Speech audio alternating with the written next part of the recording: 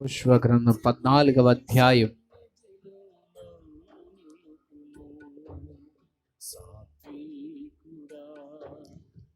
12వ వచనం నుండి కొన్ని మాటలు చూసాం.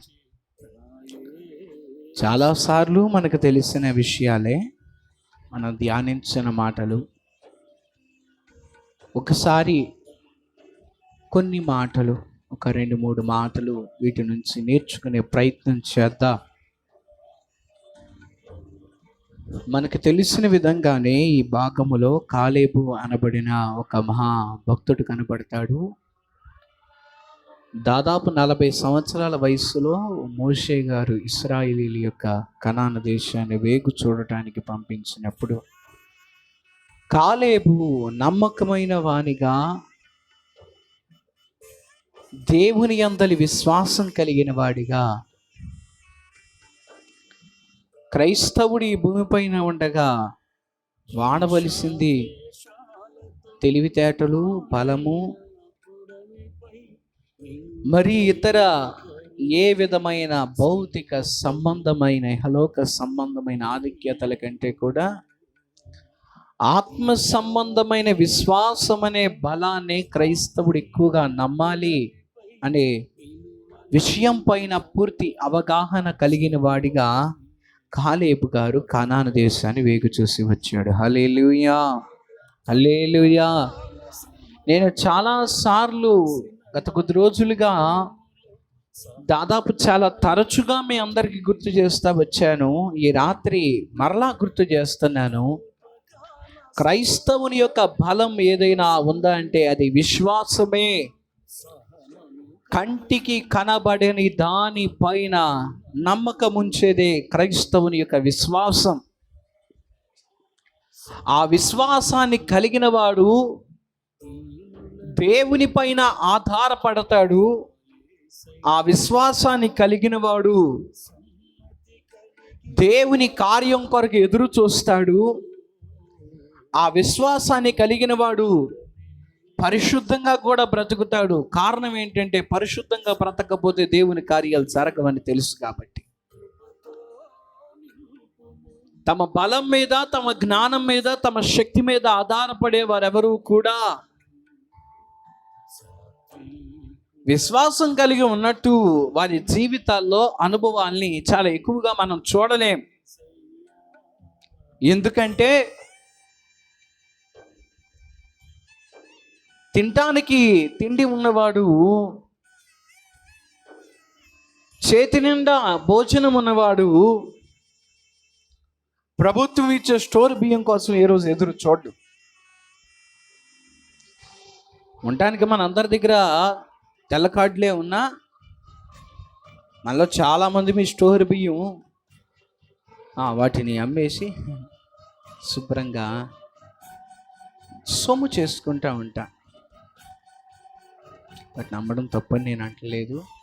కాకపోతే మొదటి ప్రాధాన్యత మీకు తెలిసిన ఎవరైనా పేదలు ఉంటే వారికి ఇచ్చేయండి మీరు తినకపోతే. రెండవది ఏంటంటే మీకు ఉచితంగా వచ్చినాయి కాబట్టి ఒకవేళ ఎవరు ఆ బియ్యం తీసుకోకపోతే వాటిని నమ్మి ఆ వచ్చిన డబ్బుని దేవుని నామ మహిమ కొరకు ఖర్చు పెట్టండి. అంటే చర్చిలో కానుకే వేయమని నేను చెప్పట్లేదు, కానీ మీకు తెలిసిన ఎవరో పేదవారికి సహాయపడండి. వస్త్రాలు లేని వారికి వస్త్రాలు ఇవ్వడానికో, తిండి లేని వారికి తిండి కల్పించడానికో, దేనికో దానికి సహాయపడండి. ముందుకెళ్దా. ఎందుకు ఈ మాట అంటున్నానంటే విశ్వాసం పైన ఆధారపడేవారు ఎప్పుడు పరిశుద్ధంగా బ్రతుకుతారు. దేవుని కొరకు ఎదురు చూస్తారు, దేవుని కార్యాన్ని చూస్తారు. వాళ్ళ బలం ఏం పట్టించు. కాలేబు గారు అలాంటి వాడే. తన బలం ఆయనకి అన్నీ ఏం తెలియదు. ఆయన తెలిసిందల్లా ఒకటే, నా ప్రభువు గొప్పవాడు, నన్ను బలపరుస్తాడు, ఆయన బలవంతుడు. ఇక్కడ ఉన్న వాళ్ళందరికంటే ఆయన బలవంతుడు. వీళ్ళు ఎవరైనా కానీ అనాకీలు అయితే నాకేంటి, నెఫీలీలు అయితే నాకేంటి, రఫాయిలు అయితే నాకేంటి, నాకు వీళ్ళెవరితో నాకు పని లేదు. నాకు తెలిసిందల్లా నా ప్రభువు బలవంతుడు. ఆ ఒక్క మాట చాలు నాకు ధైర్యం అనుకుని దేవుని కొరకు నమ్మకంగా నిలబడ్డాడు. స్తోత్రం చెల్లిద్దామా. హల్లెలూయా. ఆ రోజున మోషే అంటాడు, అందరూ వ్యతిరేకంగా మాట్లాడిన ఎప్పుడైతే కాలేబు ఒక్కడు దేవుని పక్షాన విశ్వాసంతో మాట్లాడతాడో మోషే గారు అంటాడు, నాయనా కాలేబు, ఇదిగో దేవుడు నీకు వాగ్దానం చేస్తున్నాడు, నీ జీవితములో నీవు అడుగు పెట్టిన ప్రాంతాన్ని స్వాస్థ్యంగా పొందుతావు. కనాన్ దేశానికి వెళ్ళాక అందరికీ చీటీలు వేసి స్వాస్థ్యాలు పంచుతామేమో, కానీ నీకు అలా కాదు. నువ్వు కోరుకున్న ప్రాంతాన్ని నీకు ప్రభు స్వాస్థ్యంగా ఇస్తాడు. స్తోత్రం చెల్లిద్దామా? నీకు నీ తరతరముల వరకు అది స్వాస్థ్యం అవుతుంది. దేవుని బిడ్డలారా ఆలకించండి. కాలేబు గారు ఆ రీతిగా కనాన్ దేశానికి వచ్చిన తర్వాత ఇప్పుడు యెహోషువ గారి దగ్గరికి వెళ్ళి అడుగుతున్నాడు, అయ్యా ఇదివరకు మోషే మహాభక్తుడు చెప్పాడు కదా, నేను అడుగుపెట్టిన భూమిని స్వాస్థ్యంగా పొందుతానన్నాడు. మరి నా జీవితంలో నేను ఇప్పుడు మరలా నా స్వాస్థ్యాన్ని పొందాలి అనే ఆశ కలిగి ఉన్నాను. దయచేసి మోషే గారు చెప్పినట్లుగా నేను కోరుకున్న స్వాస్థ్యాన్ని నాకు ఇప్పించండి అని యెహోషువతో మాట్లాడుతున్నాడు. స్తోత్రం చెల్లిద్దాం ఒకసారి మంచిగా. హల్లెలూయా, హల్లెలూయా. యెహోషువతో మాట్లాడుతున్నాడు. ఇక్కడ కూడా అతనిలో ఒక మంచి లోబడే లక్షణం కనపడుతుంది. అసలు యెహోషువ కాలేబులు ఇద్దరు సమకాలికులు. ఇద్దరు మాట చెప్పాలంటే ఫ్రెండ్స్, బాగా క్లోజ్ ఫ్రెండ్స్ అనుకోవచ్చు. ఎక్కడికి వెళ్ళినా వాళ్ళిద్దరు కలిసి ఉండేవాళ్ళు, ఒక మాట మీద ఉండేవాళ్ళు. కానీ ఈ రోజున యెహోషువ ఉన్న స్థానము ఒక దైవజనుని స్థానం, ఒక నాయకుని స్థానంలో ఉన్నాడని యెహోషువని అతడు పర్మిషన్ అడగడానికి వెళ్తున్నాడు. స్తోత్రం చెల్లిద్దామా? హల్లెలూయా. ఇది ఒక మంచి లోబడే లక్షణం, క్రమం ఇక్కడ కాలేబు జీవితంలో కనబడుతుంది. ముందుకెళ్దాము. దేవుని పిల్లలారు, ఎప్పుడైతే యెహోషువని కాలేబు గారు అలా అడిగాడో, యెహోషువ అన్నాడు, అలాగేనయ్యా, నీకు ఏది కావాలంటే, ఏ భూమి కావాలంటే ఆ భూమి తీసుకో. మీకు తెలిసిన మాటలే, నేను కొత్తగా మీకు పరిచయం చేయని అవసరం లేదనుకుంటున్నాను, అయినా ఒక్కసారి గుర్తు చేస్తాను. అయితే యెహోషువ అడగగానే కాలేబు ఏం కోరుకుంటున్నాడంట? 12వ వచనం, కాబట్టి ఆ దినమున యెహోవా సెలవిచ్చిన ఈ కొండ ప్రదేశము నాకు దయచేయము, అనాకీయులు ప్రాకారములు కల గొప్ప పట్టణములు అక్కడ ఉన్న సంగతి ఆ దినమున నీకు వినబడెను. యెహోవా నాకు తోడై ఉండిన ఎడల యెహోవా సెలవిచ్చినట్లు వారి దేశమును నేను స్వాధీనపరచుకుంటాను. స్తోత్రం చెప్పండి ఒకసారి మంచిగా. హల్లెలూయా. మీకు అర్థమవుతుంది అనుకుంటున్నాను. కాలేబు గారు నమ్మకమైన వ్యక్తి. దేవుడు ఆయనకి వాగ్దానం చేశాడు, అందరికి ఇచ్చినట్లు కాకుండా నీకు ఇంకా కొంచెం ఎక్కువ ఫేవర్ చేస్తాను అంటే, నువ్వు కోరుకున్న భూమి నీకు ఇచ్చేస్తానని చెప్పేసి దేవుడు మోషే ద్వారా వాగ్దానం చేశాడు. ఇప్పుడు యెహోషువ దగ్గరికి వచ్చి అడిగితే, అలాగేనయ్యా, దేవుడు ఇచ్చిన మాటను కాదంటానికి నేనెవరిని, నీకు కావలసిన భూమి కోరుకో, నీ ఏ అడుగు పెట్టిన భూమి నీకు ఏది కావాలో తీసుకో అని చెప్పేసి అంటే, ఇప్పుడు కాలేబు గారు అంటున్నాడు, నాకు హెబ్రోను కావాలి. స్తోత్రం చెల్లిద్దామా? హల్లెలూయా. 14వ వచనంలో, కాబట్టి హెబ్రోను యెఫున్నె కుమారుడు, యెఫున్నె అను కెనజీయుని కుమారుడైన కాలేబునకు నేటి వరకు స్వాస్థ్యంగా ఉన్నది. పూర్వం హెబ్రోను పేరు కిరియత్ అర్బా అనాకీయులలోనే గొప్పవాడు. అప్పుడు దేశముల యుద్ధము లేకుండా నెమ్మదిగా ఉండేను. స్తోత్రం చెబుదామా? హల్లెలూయా. ఒక మాట జాగ్రత్తగా వినండి. కాలేబు గారిని యెహోషువ భక్తుడు కానివ్వండి, దేవుని కానివ్వండి, వారు ఇచ్చిన ఆ వాగ్దానమును బట్టి అంటున్నారు, నీకు కావలసిన భూమి తీసుకో అంటే, ఆయన నాకు అంటున్నాడు, నాకు హెబ్రోను కావాలి, నాకు హెబ్రోను కావాలి.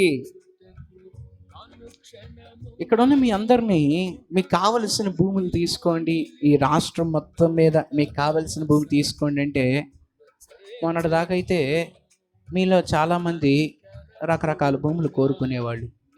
ఇప్పుడైతే మ్యాక్సిమం అందరూ అమరావతి కోరుకుంటారు. కానీ ఒక మాట ఏంటంటే, ఎందుకు ఈ మాట అంటున్నానంటే, వాస్తవానికి మనం అందరము కూడా శ్రేష్టమైన భూమి ఎక్కడ ఉంటే దాని కొరకు, శ్రేష్టమైన దాని కొరకు ఎదురు చూస్తాం. కష్టపడకుండా సాధించే దాని కొరకే ఎక్కువ ప్రయాసపడతా ఉంటాం. స్తోత్రం చెల్లిద్దామా ఒకసారి మంచిగా? హల్లెలూయా, హల్లెలూయా, హల్లెలూయా. నా మాట జాగ్రత్తగా వినండి, నా మాట జాగ్రత్తగా వినండి. మీకు అర్థం అవడానికి ఇంకా తేలిగ్గా వచ్చిన మాట చెప్తాను. మీకు ఇంకా అర్థం అవడానికి తేలిగ్గా ఒక మాట చెప్తాను. పిల్లవాడిని కొట్టుకు పంపిస్తున్నాం, షాపుకు పంపిస్తున్నాం. పంపించేటప్పుడు వాడికి చెప్పాము, నానా షాపులో ప్రతిదీ బేరమాడి కొను అని చెప్పాం. అంటే వాడికి పెద్దగా తెలియదు లోక జ్ఞానం, కొత్తగా బయటికి వెళ్తున్నాడు కాబట్టి చెప్పి పంపించాం. నా బట్టలు నేనే కొనుక్కుంటా అంటే సరే చెప్పి పంపించాం. ఇదిగో ప్రతిదీ ఆ ఎంఆర్పి మీద, వాళ్ళు చెప్పిన రేటు మీద తగ్గించడుగు, బేరం ఆడకుండా ఏది తీసుకోమాకని చెప్పా. వాడు వెళ్ళాడు షాపులో 2-3 జతల పైన బట్టలు కొన్నాడు. 2-3 జతల బట్టలు కొని వాటి కోసం బేరం ఆడాడు. బేరం ఆడిన తర్వాత ఆ యజమాని వీడి అమాయకత్వానికి, వీడి యొక్క ఆ యొక్క మనస్తత్వానికి కొంచెం సంతోషం అనిపించి, అతడు బేరం ఆడినట్లుగానే తనకి వచ్చుపడేటట్లుగా, అతనికి సరిపడేటట్లుగా అతనికి ఏదో బేరం ఆడి బట్టలు అతనికి ఇస్తానికి ఒప్పుకుని ఆఖరిలో ఏం చేశాడంటే, అతనికి ఇంకా ముచ్చటేసి, ఆ చిన్నవాడిని చూసి ముచ్చటేసి వెంటనే ఒక టీషర్ట్ ఒకటి తెప్పించి, ఇదిగో దీన్ని కూడా పెట్టుకెళ్ళిపో కవర్లో అన్నాడు. వాడు గబగబా ఏం చేశాడు, ఆ షర్టు పైన ఉన్న కాలర్ దగ్గరున్న ఆ ప్రైస్ ట్యాగ్ చూసి, నేను ఇది 200 అయితేనే తీసుకుంటా అంటున్నాడు. యజమాని అంటాడు, కుదరదు తీసుకెళ్ళిపో అని అన్నాడు. కాదు నేను 150 ఇస్తానంటాడు వీడు మళ్ళా. వాస్తవానికి యజమాని ఎలా ఇచ్చాడు, దాన్ని ఫ్రీగా ఇచ్చాడు. ఫ్రీగా ఇస్తుంటే ఇతనేమి ఇంకా దానికి బేరం ఆడుతున్నాడు. ఇంటికి వచ్చాక వాళ్ళ అమ్మకి చెప్పాడు. వాళ్ళ అమ్మకి చెబితే వాళ్ళ అమ్మ దూరి పిచ్చోడా, అదేంట్రా యజమాని ఆ షాప్ అయిన ఫ్రీగా ఇచ్చినప్పుడు సైలెంట్గా తీసుకురావాలి కానీ మళ్ళీ దానికి బేరాలు ఆడటం ఏంట్రా నువ్వు అని చెప్పేసి వాళ్ళ అమ్మ తిట్టింది. దానికి వాడంటాడు, మమ్మీ నువ్వు ఎప్పుడు నన్ను ఇలాగే కన్ఫ్యూజ్ చేస్తావు. ఫస్ట్ ఏమో ఏం చెప్పావు, ఏదైనా సరే ప్రైస్ ట్యాగ్ చూడు, బేరమాడి తీసుకో అన్నావు కదా, మళ్ళీ ఇప్పుడేంటి నేను బేరమాడి తీసుకొచ్చానంటే తప్పు చేసావని తిడుతున్నావు, నువ్వెప్పుడు ఇలాగే నన్ను కన్ఫ్యూజ్ చేస్తున్నావు అంటున్నాడు. ఇక్కడ మీకు ఏం అర్థమవుతుంది, అవకాశం వచ్చినప్పుడు మనము ఆ అవకాశాన్ని ఏం చేయాలి, వినియోగపరుచుకోవాలి. స్తోత్రం చెల్లిద్దాం ఒకసారి మంచిగా, హల్లెలూయా. ఇది మనకి లోకములో తెలిసిన ఒక నీతే, దీని గురించి నేను కొత్తగా మీకు నేర్పించాల్సిన అవసరం లేదు. కాలేబు గారిని అంటున్నాడు, నీకు కావలసిన భూమి తీసుకోమంటే నాకు హెబ్రోన్ కావాలంటున్నాడు. ఓకే, హెబ్రోన్ మంచి భూమి అంటే మంచి భూమే, కానీ అక్కడ వచ్చిన ఒక సమస్య ఏంటంటే, మీకు తెలిసిన విషయమే మరొకసారి గుర్తు చేస్తున్నాను. హెబ్రోన్లో అనాకీయులు ఉంటారు. అనాకీయులు ఇశ్రాయిల్ దేశం అంతా అక్కడక్కడ కనబడుతున్నారు కదా. ఇంకా హెబ్రోన్లో ఉన్న కొత్తదనం ఏంటంటే, అనాకీయులలోనే ప్రధానుడైనటువంటి గొప్పవాడైనటువంటి అర్బా అనబడిన అనాకీయుడు అక్కడ నివసించేవాడంట. స్తోత్రం చెల్లిద్దామా, హల్లెలూయా. కాలేబు వెళ్ళే సమయానికి వాడు అక్కడ ఉన్నాడో లేదో అనేది కాసేపు పక్కన పెడదాం. ఆ ప్రాంతంలో అనాకీయులు నివసిస్తున్నాయి. ఏంటి అనాకీయులు నివసిస్తే వచ్చే నష్టం ఏంటి? అనాకీయులు ఏమన్నా ఇబ్బంది కలిగిస్తారంటే, అవును వారు ఇబ్బంది కలిగిస్తారు. మిగతా వారికి మధ్య ఉన్న తేడా ఏంటంటే, మిగతా ప్రాంతాల్లో అయితే మనుషులతో యుద్ధం చేసుకెళ్ళిస్తే సరిపోద్ది, కానీ హెబ్రోన్కి వెళ్తే అనాకీయులతో యుద్ధం చేయాలి. అనాకీయులతో యుద్ధం అంటే దాదాపు రాక్షసులతో యుద్ధం చేయాలి. వాడు ఒక్కొక్కడు చూడడానికి భయంకరంగా, ఒక్కొక్కడు ఆజానుభావుల్లా కనిపించేవాడంట. వాళ్ళలో ఒకళ్ళిద్దరం చూడంగానే ఇశ్రాయేలు అందరికి భయం వేసి ఒకప్పుడు వెనక్కి పారిపోయారు. కానీ ఇప్పుడు కాలేబు అంటున్నాడు, నాకు అనాకీయులు నివసించే హెబ్రోను పట్టణం కావాలి. స్తోత్రం చెల్లిద్దామా, హల్లెలూయా. ఈ రోజున నేను ఇందాక నుంచి చెప్తున్నా, ఈ సంఘటన మీకు తెలిసిన సంఘటనే, కానీ రాత్రి మరొకసారి మీ అందరికి జ్ఞాపకం చేయడానికి గల కారణం ఏంటంటే, కాలేబు కష్టతరమైన పట్టణాన్ని కోరుకున్నాడు.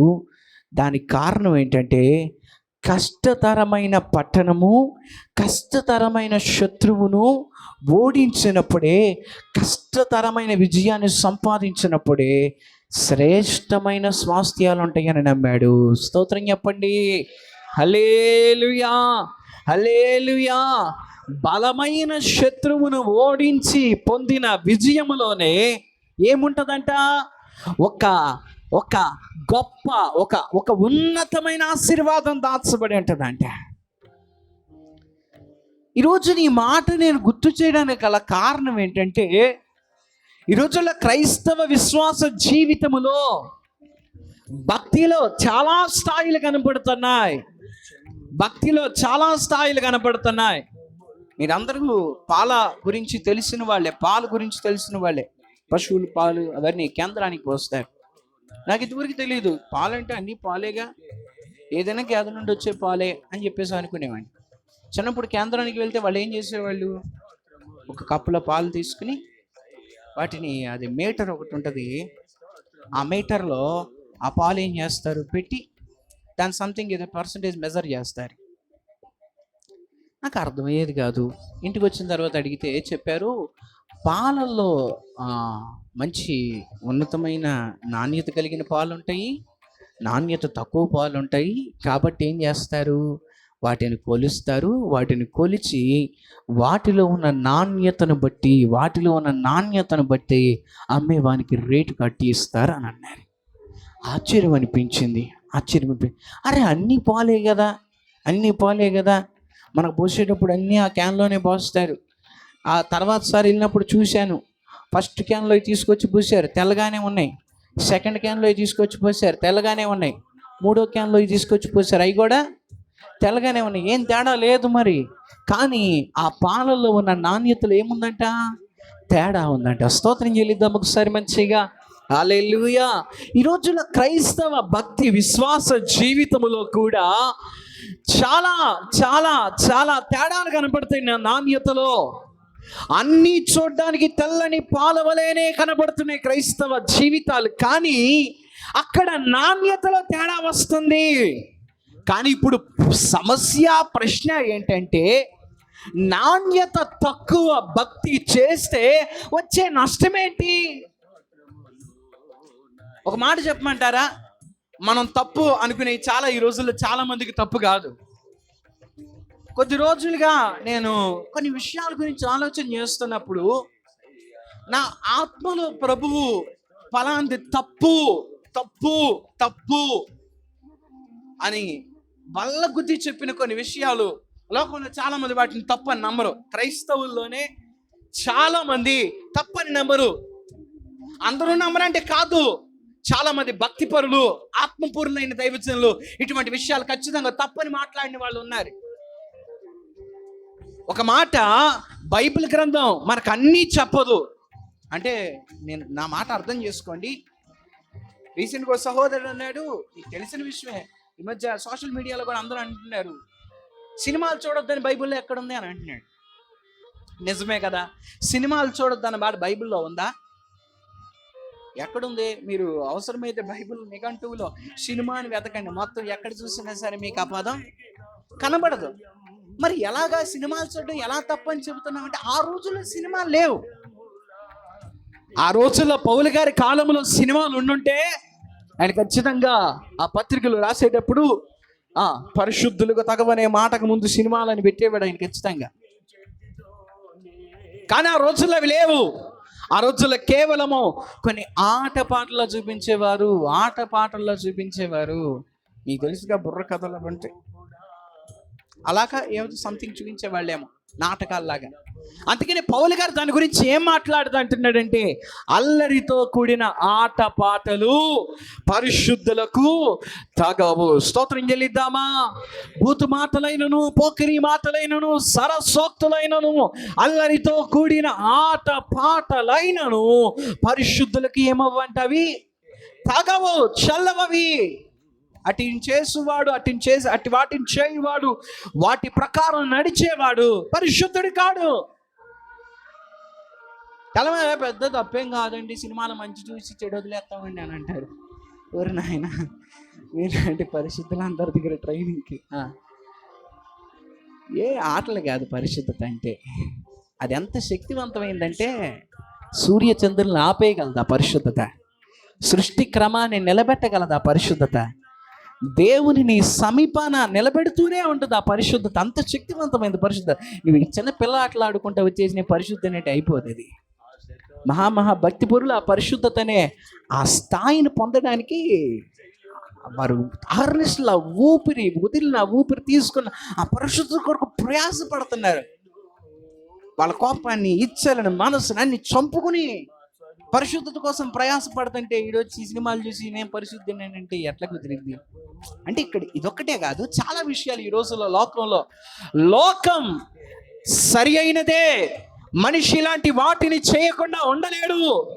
మానవునిగా మనం బ్రతుకుతున్నప్పుడు ఇలాంటివన్నీ మామూలే అనే వాటిని బైబిల్ గ్రంథం కొన్నిసార్లు డైరెక్ట్గా, కొన్నిసార్లు ఇండైరెక్ట్గా మనకి తప్పు అని బోధిస్తూ ఉంటుంది. ఎలా తెలిసింది పాస్టర్ గారు తప్పు అంటే? నీలో ఉన్న పరిశుద్ధాత్మ దేవుడు, నీలో ఉన్న మనస్సాక్షి నీకు బోధిస్తూ ఉంటుంది కొన్ని విషయాలు. నువ్వు వెళ్ళే మార్గం సరైందేనా అని. అని అంతమంది వెళ్ళంగలేదు, నేను ఒక్కడే అది కాదు, ఎవరో వెళ్తున్నారని కాదు, నీ మనస్సాక్షి నీతో పాటు వస్తుందా? నీ మనస్సాక్షి నీవు వెళ్ళే మార్గంలో నీతో పాటు వస్తుందా? ఈ రోజుల క్రైస్తవులు పరిశుద్ధాత్మ నడిపింపు ప్రకారం వెళ్తలేదు, నడిపింపు వెనకాల వెళ్తలేదు, మనుషుల వెనకాల వెళ్తున్నారు. వాళ్ళు వెళ్ళంగలేదు, నేను వెళ్ళంగ కలిసి వెళ్ళిపోతాం వాళ్ళతో పాటు ఎక్కడికైనా. వారినే వెంబడిస్తే వారితో పాటే వారు వెళ్ళే చోటుకే మనం కూడా,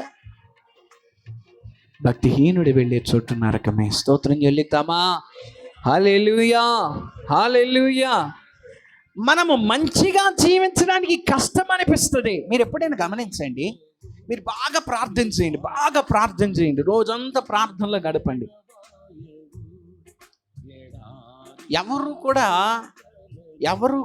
ఎవరు కూడా మిమ్మల్ని చూసి మీరు చేసినట్లుగా చెయ్యాలని దాదాపు ఎవరు మీతో అలా మాట్లాడరు. మనం చేసే ప్రార్థన శక్తి లేనిదా, ఎవరిని మార్చలేదంటే అలా అని నేను అంటలేదు.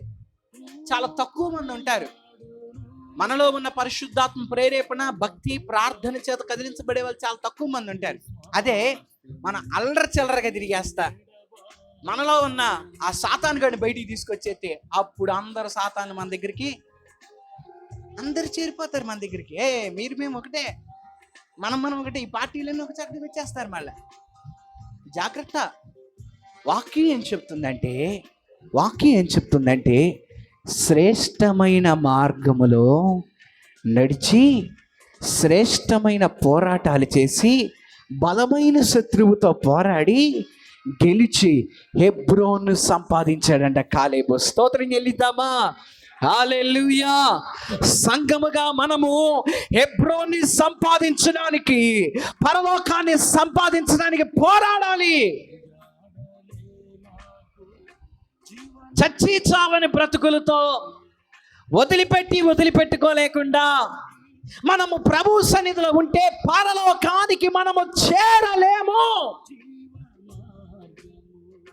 నేను ఎందుకు ఈ మాటగాడు ఎంత గట్టిగా అరిసిమరి చెప్పానంటే, ఆయన పరలోకానికి మనల్ని తీసుకెళ్తానికి మన డబ్బులు ఏ రోజు ఆయన అడగలేదు, మన ఆస్తులు తెమ్మని ఏ రోజు ఆయన అడగలేదు. ఆయన అడిగిందల్లా ఒకటే, పవిత్రంగా పరిశుద్ధంగా బ్రతకనించాలి, నథింగ్ మోర్. అదొక్కటి చాలా అన్నాడు ఆయన, అంతే. పవిత్రంగా పరిశుద్ధంగా బ్రతకండి, సాతానుతో పోరాడి గెలవండి. ఊపిరి బిగబట్టేసి నీళ్ళలో తపస్సు చేస్తే పరలోకం ఇస్తానన్నాడా? వాస్తవానికి ఆ స్థాయి దీక్ష చేసినా సరే దానికంటే కూడా విలువైంది ఆ పరలోక పట్టణం. లేకపోతే ఒంటి కాలు మీద నుంచి జీవితం అంతా అలా ఒంటి కాలు మీద తపస్సు చేయండి ఇచ్చేస్తానన్నాడా? అవన్నీ అడగట్లేదు. ఆయన అడుగుతుంది పవిత్రత, పరిశుద్ధత. నీతో పోరాడుతున్న సాతానుతో నువ్వు పోరాడు. స్తోత్రం చెల్లిద్దామా? హల్లెలూయా, హల్లెలూయా. నాణ్యత తక్కువగా ఎలాగోలా బ్రతికేద్దాం అనుకుని కాదు, నాణ్యత తక్కువగా ఏదో రకంగా జీవించేద్దాం, ఏదో రకంగా వాళ్ళు అలా ఉండలేదు, వీళ్ళు అలా ఉండలేదు అనుకోవడం కాదు. నీ మట్టుకు నీవు పరలోకములో శ్రేష్టమైన కృప పొందడానికి శ్రేష్టమైన పోరాటం చేయమంటున్నాడు ఆయన. స్తోత్రం చెల్లిద్దామా? హల్లెలూయా, హల్లెలూయా. ఏంటి ఆ పోరాటం వలన కలిగేది మెప్పు అంటే, ఈ లోకంలో మనకు తెలియకపోవచ్చు. ఈ రోజుల్లో చాలా మంది అనే మాట ఏంటంటే, ఏమన్నా పాస్టర్ గారు మన భక్తి చేసినా, భక్తిపూర్వకంగా, యథార్థంగా, నమ్మకంగా, పరిశుద్ధంగా, పవిత్రంగా ఎంత బ్రతికినా మనకి అదే చచ్చి, ఆ ఏమీ చేయనోడికి కూడా, ఆ దొంగోడికి కూడా అదే చచ్చి అయ్యే ఆశీర్వాదాలు. మరి తేడా ఎక్కడా? తేడా చూపించాలి కదా. తేడా చూపించకపోతే, తేడా కనబడకపోతే ఎలాగా? ముందుకెళ్ళ బుద్ధి కాదు కదండి. మనం ఎప్పుడు కూడా మనం కష్టపడేది ఎందుకు తెలుసా? పక్కనోడి కంటే 2 రాళ్ళు ఎక్కువ వేసుకోవడానికే కష్టపడతా ఉంటాం. మధ్య ఎవరో ఒక ఆయన అంటున్నాడు, లోకంలో ధనవంతుడే లేకపోతే పోటీ లేదంట. ఎందుకంటే ధనవంతుడు ఉన్నప్పుడు వాడు తన ధనాన్ని చూపించుకుంటా కార్లలో, బళ్ళల్లో, బంగ్లాల్లో తిరుగుతున్నప్పుడే మనకు కూడా ఏమనిపించింది, నేను ఏదో ఒక రోజుకి ఆటోమేటిక్గా వీళ్ళు ఆ ఒత్తిడి పెరిగిద్ది, ఆ ఆకాంక్ష పెరిగిద్ది, కష్టపడతాడు, సంపాదిస్తాడు, వీడు కూడా ఏదో రోజుకి ఆడికి వెళ్తాడు. ఆయన చూసి మళ్ళీ పూరి గుడిసిలో కూడా మళ్ళీ ఆడి దగ్గర దాకా వస్తాడు. ఇదంతా ఒక సైకిల్ అన్నాడు ఆయన. మరి భలే ఆశ్చర్యం అనిపించింది. నేను ఎందుకు ఈ మాట అంటున్నానంటే, మార్పు కనబడకపోతే ఈ రోజుల్లో చాలా క్రైస్తవ జీవితాలు నిరాశ చేస్తుంది. ఏంటి నేను చేసే భక్తి వల్ల ఉపయోగం? ఏంటి నేను చేసే ప్రార్థన వల్ల ఉపయోగం? నాలో కలుగుతున్న మార్పేది అని చెప్పేసి బాధ అనిపిస్తూ ఉంటుంది. స్తోత్రం చెల్లిద్దామా? హల్లెలూయా, హల్లెలూయా, హల్లెలూయా. ఒక దైవజనుడు ఇందాక వాక్యం మాట్లాడుతుంటే షార్ట్స్లో వచ్చింది. ఏనంటాడు, ఒక సంఘంలో ఒక విశ్వాసి బాగా ప్రార్థన చేస్తుందంట. ఆవిడ అడిగినట్లన్నిటి ప్రభు ఇచ్చేస్తున్నాడంట. కొద్ది రోజుల నుంచి ప్రభు ఇవ్వకుండా ఆపేశాడంట. ఆవిడకి అర్థం కాలేదు, ఏంటి ప్రభు ఎంత ప్రార్థన చేస్తున్నా, ఎంత నమ్మకంగా నేను అడిగిన వాటిని ఇవ్వట్లేదు, నువ్వు ఆపేసావంటే ప్రభు ఏం మాట్లాడలే. ఒకరోజు మరలా మందిరానికి వెళ్ళింది. పాస్టర్ గారి విజ్ఞాపన ప్రార్థన అన్నారు. ప్రార్థన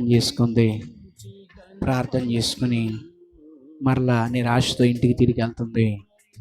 ఈలోక దారిలో ఒక అన్నయ్య గారు కనిపించాడు. అన్నయ్య గారు వందనాలు చెప్పాడు. ఈవిడ కూడా వందనాలు అన్నయ్య గారు అని చెప్పింది. చెప్పగానే, ఏంటమ్మా చెల్లెమ్మా, ఏంటి నిరాశగా ఉండట్టుండవు ఏంటమ్మా అని.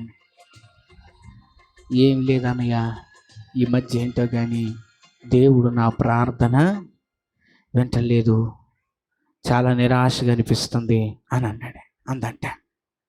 అవునా, నీ ప్రార్థన వింటలేదా దేవుడు?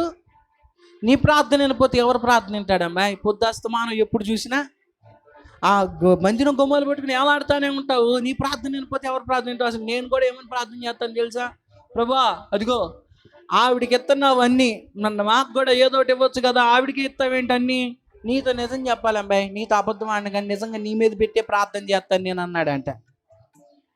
నీ మీద పెట్టే ప్రార్థన చేస్తాను నేను, నీకు అన్నీ ఇస్తున్నాడు ప్రభు, నాకు ఇవ్వట్లేదని పనిమాల పంతం బట్టి మరి ప్రార్థన చేసేవాడిని అమ్మాయి నేను అన్నాడంట.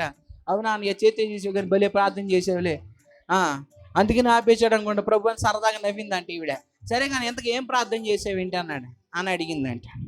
అడిగితే ఆయనకి ఒక ఫర్నిచర్ షాప్ ఉంది. ఫర్నిచర్ షాప్ అంటే బీరువాలు, టేబుల్ తయారు చేసేది కాదు, సమాధి పెట్టెలు తయారు చేసేది. ఆయన ఏమని అడుగుతున్నాడంటే, ప్రభు నా సమాధి పెట్టెలు ఎక్కువ అమ్ముడుపోవాలి అని అడుగుతున్నాడు.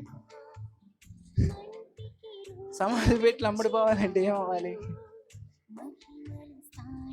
అదేమంటే వాడు అంటున్నాడు, అది ఆవిడ ప్రార్థన ఏంటంటే నా ప్రార్థన. ఇప్పుడు ఆవిడ ప్రార్థన అన్నట్టుగా వీడి ప్రార్థన కూడా ఏనానంటే దేవుడు ఏం చేయాలి? ఇక భూమిని ఖాళీ చేయడమే. ఇదొక చిన్న సరదాకి ఆ దైవజనులు చెప్పిన ఉపమానం మీకు జ్ఞాపకం చేస్తున్నా. కానీ కొన్నిసార్లు అనిపిస్తూ ఉంటుంది, ఏంటి మన ప్రార్థన అలాగే ఉంటుంది. భక్తిహీనుల ప్రార్థన, దావీదు లాంటి మహాభక్తుడే అంటున్నాడు, ఇదిగో భక్తిహీనులు చూసినప్పుడు నా హృదయంలో నేను కలత చెందాను, వారు ఎప్పుడు చూసినా అలా పచ్చగా ఉంటున్నారు అని అంటున్నాడు. ఇర్మియా లాంటి భక్తుడు కూడా తన మనస్సులో కానక దశలోకి వచ్చేసరికి భక్తిహీనులు, దుష్టులు క్షేమంగా ఉండడం చూసి తన మనసులో దిగులు పడిపోయాడంట. దేవుడు అంటాడు, ఇర్మియా నువ్వు పోరాటమే చేయాలి, ఇదే నీ పోరాటం. స్తోత్రం చెల్లిద్దామా? హల్లెలూయా. నా మాటలు ముగిస్తాను దేవుని పిల్లలారా.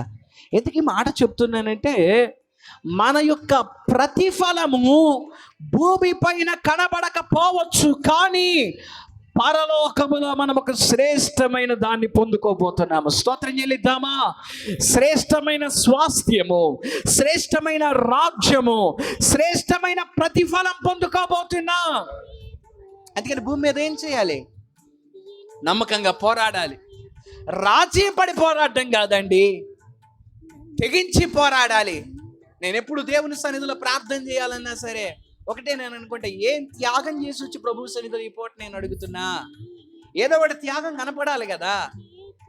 ఆ రోజున ప్రభు కోసం ఫలాంది ఏదైనా త్యాగం చేయలేదని నా మనసు కనిపిస్తే, ఎందుకని ఆ రోజున నా మనసులో ప్రభు సన్నిధిలో చేసే ఆ ప్రార్థన నేను ఆయన సన్నిధిలో ప్రార్థించడానికి యోగ్యంగా కనపడదు ఆ ప్రార్థన. ఎందుకో కానీ త్యాగపూరితమైన మనస్సు, మన మాటలు, మన హృదయం, మన యొక్క క్రియలు పరిశుద్ధత కొరకు పాపాన్ని త్యాగపరిచి త్రుజించి లోకాశలు వాటన్నిటినీ కూడా పెంటవలే ఎంచి నమ్మకంగా బ్రతకాలి.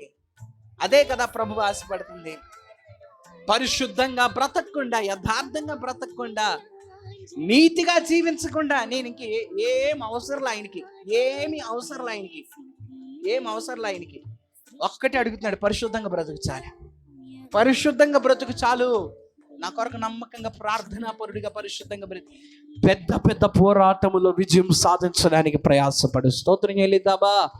అందుకని ఒక పాట ఉంటుంది కదా, ఎంత పెద్ద పోరాటమో అంత పెద్ద విజయము. స్తోత్రం చెల్లిద్దామా? హల్లెలూయా! ఎంత పెద్ద పోరాటం అంత పెద్ద విజయం. కాలేమంటున్నాడు, నాకు పెద్ద పోరాటమే కావాలి, బలమైన శత్రువే కావాలి, నేను ఏమాత్రం భయపడినట్టు. ఆ రీతిగా మనం కూడా ప్రభు సన్నిధిలో ప్రయాసపడదాం. దేవుడి కొద్ది మాటలు మనం ఇక్కడ దీవించును గాక. అందరు కళ్ళు మూసుకుని తల్ల వంచి ప్రార్థన చేసుకుందాం. ఈ రాత్రికాల సమయంలో ప్రభు మాట్లాడి ప్రతి మాటను బట్టి మన జీవితాలు సరి చేసుకుంటూ, పరిశుద్ధపరచుకుంటూ, దేవుని చేతికి అప్పగించుకుంటూ ప్రార్థనలో ఏకీభవిద్దాం. దేవుని సన్నిధికి మన జీవితాలు